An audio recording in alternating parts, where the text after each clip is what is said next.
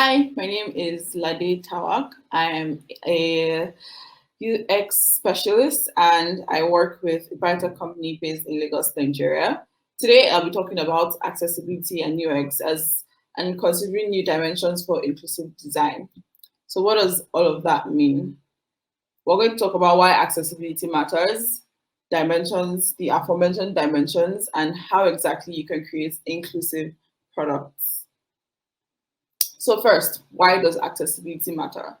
There are over 7 billion people in the world, and even if there's only 1% of those people who has some form of disability, that's at least 70 million people, and that is more than the population of the United Kingdom. So looking at these numbers alone, it makes you think about why it's important to have all these people involved. So think about it. If there are 1 million potential users for your product and only 1% of those 1 million people have some form of disability and you don't cater to them, then you're losing a significant portion of possible business for you.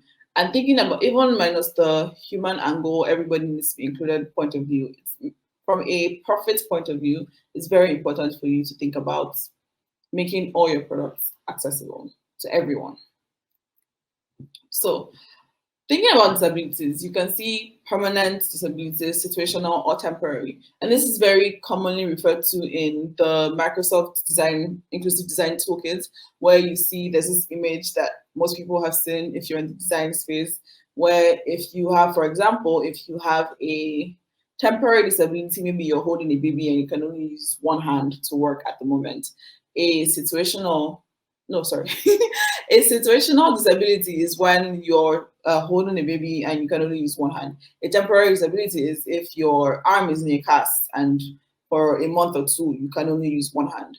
While a permanent disability is if you have permanent loss of use of one hand and you can only use one hand. So that's the idea is if you design for the quote unquote edge cases, the people on the extreme, you're definitely going to cover everybody else. So if you design something to work for someone who permanently or semi-permanently can only use one hand, then everybody else, whether who has a temporary or situational similar case, can also use it.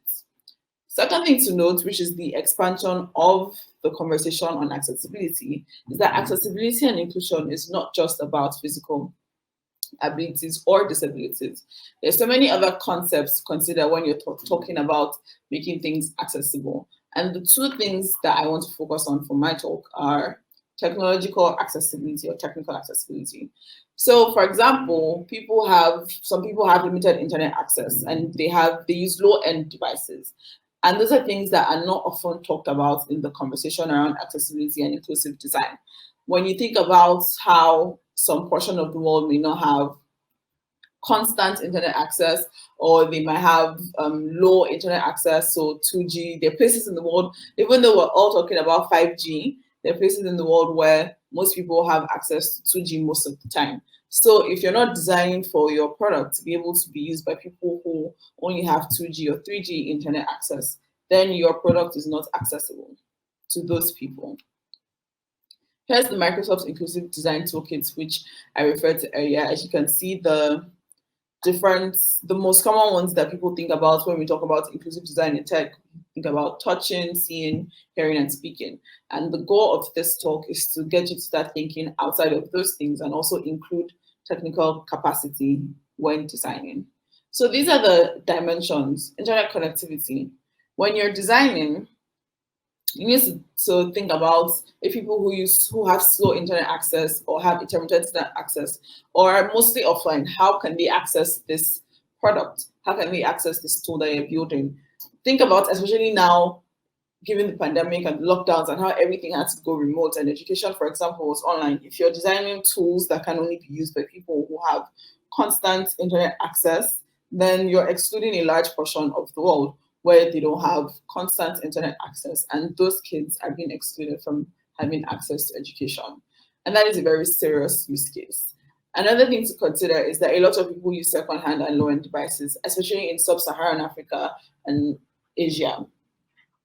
Second-hand devices are very popular, low-end devices are also very popular.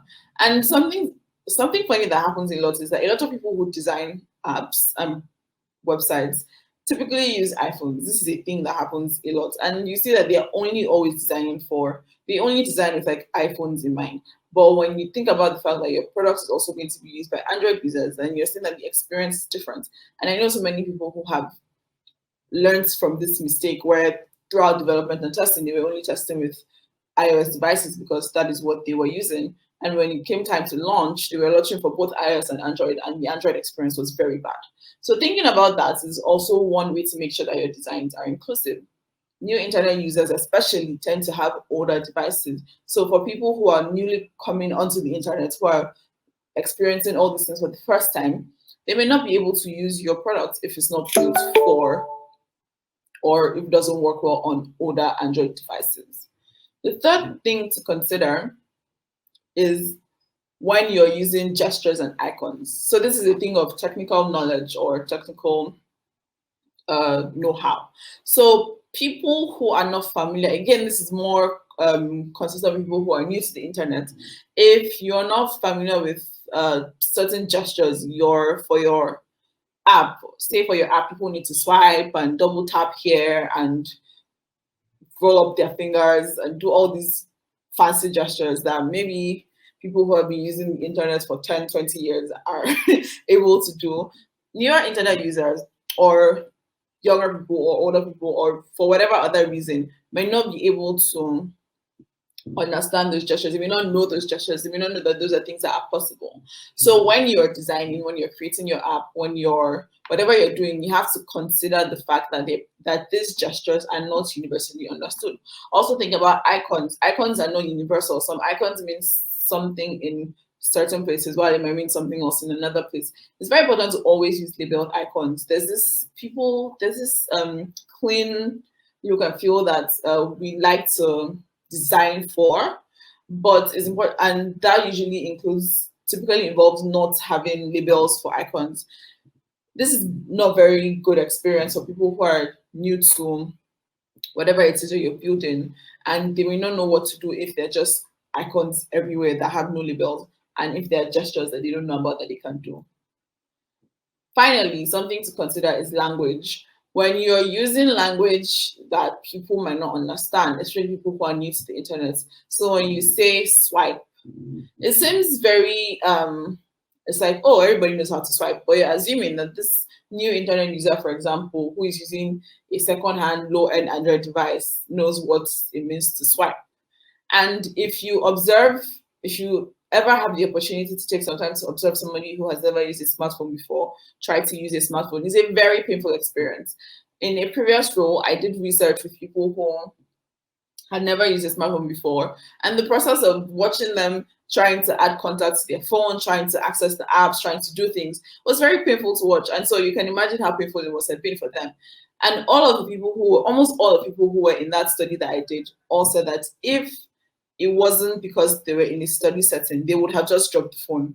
Like they would have not bothered to continue because it was such a painful experience for them to figure out how to do things. So there are things, language barriers in this case is not a thing of translation or transliteration. It's more of the concepts, these concepts that you are including into the app in terms of your products, whatever products in terms of copying, in terms of gestures, all those things are those concepts that exist for everyone, for all of these people who might not have had access to the internet before. Earlier, I talked about edge cases, and this is like the key takeaway from this is when you design for all those things, when you design for all those edge cases, those impossible cases that you never really think about, it means that you make it easy for everyone. It's better for you to design something that a new internet user can use easily because you know that everybody else will be able to probably also figure out how to use it easily as well, as opposed to designing something in a way that only someone who has been using apps and smartphones for 10 years, it will be much harder to adapt that to be more suitable for people who are newer to the internet. A very popular example, also taken from the Microsoft Inclusive Design Toolkit, is the example of how everybody benefits from curb cuts. Initially, they were created for people who moved around with wheelchairs so that they could move easily.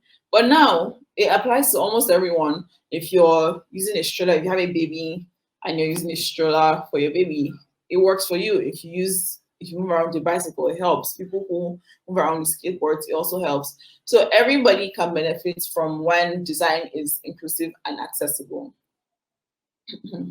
So how else can you be inclusive? By using plain, simple English. Remember my earlier point about how people might not be familiar with the gestures or words, some phrases and words that we who have been using phones for a very long time are accustomed to. Second thing you can do, which is very common, I think every accessibility 101 guide talks about it, is using good color contrast. You see this example from Google Material Design, and there are lots of tools that enable you to check if the color contrast for whatever you're designing is accessible.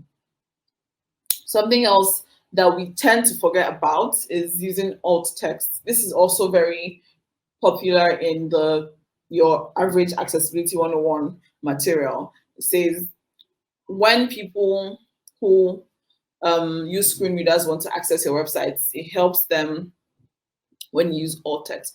But another very valuable use case, which is more related to technological and technical accessibility, is that when people have terrible network, when they have 2G network or spotty internet and images don't load, they can read the alt text as well. So this goes back to when you design for an edge case, you're designing for everybody, because this alt text is initially described as a way to make your website more accessible for people who use screen readers, but it's also helpful for people who have bad internet, spotty internet, or very limited internet access, because that way they don't need to load images and they can read the alt text and not lose context. What else can you do? Always do an accessibility audit. In addition to doing the audits that consider accessibility in terms of visual aid, you can also do an accessibility audit by using whatever product you have on 2G network, or because most of us are used to using like 4G and in some parts 3G internet, but try using your products on a 2G network and see what that is like for somebody who will have that experience daily.